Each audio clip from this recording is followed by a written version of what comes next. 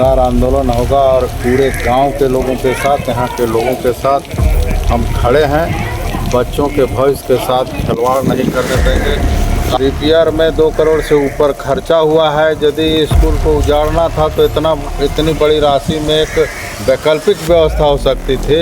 इस फंड का भी दुरुपयोग हुआ है और इस फंड के दुरुपयोग में जो भी सम्मिलित हैं उनके ऊपर भी कार्रवाई होनी चाहिए। कंपनी को चेतावनी देते हैं कि यहाँ के लोगों के साथ, विस्थापितों के साथ, प्रभावितों के साथ यदि अन्याय हुआ तो हम पूरे गांव के साथ मिलकर जोरदार आंदोलन करेंगे। ज़रूरत होगा तो चाहे जो भी करना पड़ेगा, जेल जाना पड़ेगा, तो हम सब ग्रामीणों के हक अधिकार के लिए हमेशा 24 घंटा खड़ा रहेंगे। उत्क्रमित मध्य विद्यालय को ज़बरदस्ती एनटीपीसी और उसके एमडीओ कंपनी के द्वारा बिना वैकल्पिक व्यवस्था किए हुए इस स्कूल को उजाड़ना बच्चों के भविष्य के साथ खिलवाड़ तो है ही, इसके साथ साथ ही ये असंवैधानिक है। हम इसकी घोर निंदा करते हैं और प्रशासन, एनटीपीसी प्रबंधन या एमडीओ कंपनी रिपीट को चेतावनी देते हैं कि जब तक इस तरह का इस स्कूल के वैकल्पिक व्यवस्था किए बिना गांव के लोगों के साथ बिना सहमति के यदि ज़बरदस्ती करने की कोशिश की गई तो जोरदार आंदोलन होगा और पूरे गांव के लोगों के साथ, यहाँ के लोगों के साथ हम खड़े हैं। बच्चों के भविष्य के साथ खिलवाड़ नहीं करने देंगे।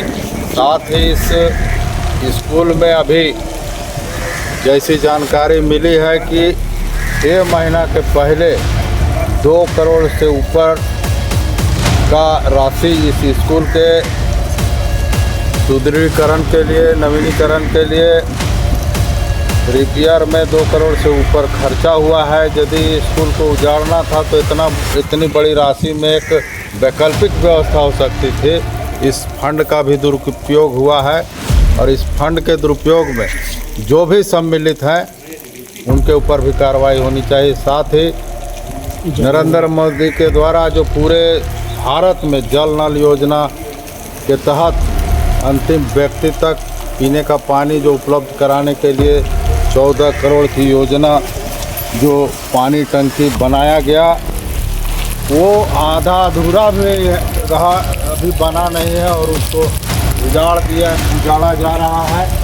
निश्चित रूप से इसमें भी सरकारी पदाधिकारी और सम्मिलित हर कंपनी यहाँ के लोगों को जब तक जल की व्यवस्था नहीं करेंगे तब तक ऐसे जो लाभकारी योजना जनता के लिए है वैसे टंकी को बिना यहाँ के जनता के सहमति बनाए हुए उजाड़ना घोर अन्याय है, घोर पाप है।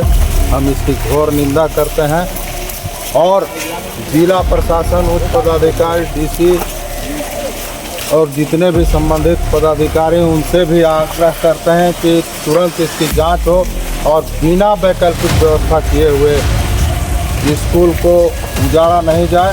बच्चों के भविष्य का बात है और इस क्षेत्र के लोगों का जीवन का भी बात है। ऐसे तो यहाँ के जितने भी विस्थापित हैं उनको रोजगार नहीं दिया जा रहा है, ज़मीन का मुआवजा भी उचित नहीं मिल रहा है। साथ ही जितने भी घर ध्वस्त किए जा रहे हैं मनमानी तरीके से, एनटीपीसी हो या एमडीओ कंपनी, उनको जो मिलना चाहिए मुआवजा, मकान का उचित मुआवजा नहीं दिया जाता। रात के अंधेरे में जैसा गांव वाले लोग बराबर हमसे फ़ोन में बात करते हैं, संपर्क करते हैं, 12 बजे 1 बजे रात को चोरों की तरह आकर गांव में अतिक्रमण करके कभी तालाब को ध्वस्त किया जाता है तो कभी घर को गिरा दिया जाता है। सरकारी संपत्ति का भी नुकसान हो रहा है। इसलिए उपायुक्त और उच्च पदाधिकारी जितने हैं वो इसको संज्ञान में लें और बिना वैकल्पिक व्यवस्था किए लोगों के बिना सहमति के यदि कोई काम होगा तो एक भी काम यहाँ होने नहीं देंगे। पूरा इस क्षेत्र में जो भी काम चल रहा है पूरा माइंस को ठप कर दिया जाएगा। एनटीपीसी और एमडीओ कंपनी ऋत्विक के द्वारा ज़बरदस्ती बाय जबरन जोरदार उत्क्रमित मध्य विद्यालय को यहाँ अगर टोला मिडिल स्कूल में शिफ्ट करने की बात चल रही है वो बहुत ही गलत है। हम इसकी घोर निंदा करते हैं।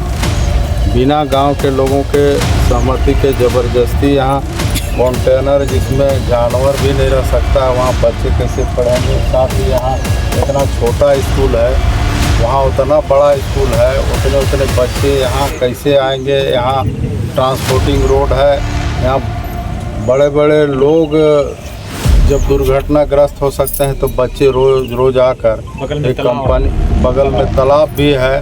पूरे ग्रामीण क्षेत्र के लोगों का इसका पूरा घोर विरोध है और हम एक प्रतिनिधि विधायक होने के नाते इसका बगल में तो हम जंगल घोर खूब है। विरोध करते हैं। साथ ही बगल में जंगल भी है, जंगल में जंगली जानवर हैं। बच्चे असुरक्षित रहेंगे, डरे सहमे रहेंगे तो फिर शिक्षा कैसे करेंगे।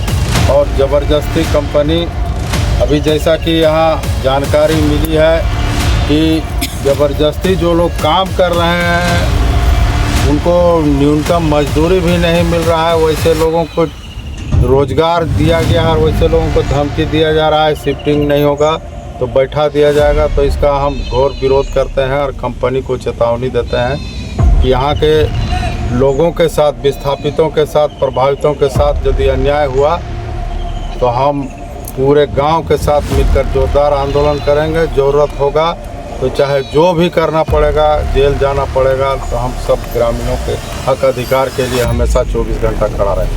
रोशनलाल चौधरी जिंदाबाद, रोशनलाल चौधरी जिंदाबाद, जिंदाबाद जिंदाबाद।